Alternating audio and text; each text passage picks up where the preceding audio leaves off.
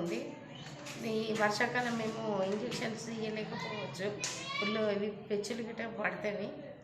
మళ్ళీ ఇప్పుడు సమ్మర్లో కూడా మాకు కరెంటు లేదు కాబట్టి చాలా ఇబ్బంది అవుతుంది. మాకు కొత్త బిల్డింగ్ కావాలి. గర్భవతులను చూడాలన్నా ప్రాబ్లం గానే ఉంది, చిన్నపిల్లలు చూడాలన్నా ప్రాబ్లం గానే వస్తుంది. అది మేము రాసుకుంటాం. ఎట్లా ఇంకొద్దిగా ఒక 10 పాయింట్లు పెంచుకుంటే కూడా ఇంకో ఇంజెక్షన్స్ ఇచ్చేటప్పుడు కానీ గర్భవతులకి చూసేటప్పుడు కానీ పెచ్చులు పడుతున్నాయి కూడా, ఇంకా పడతాయని భయపడుతున్నాం.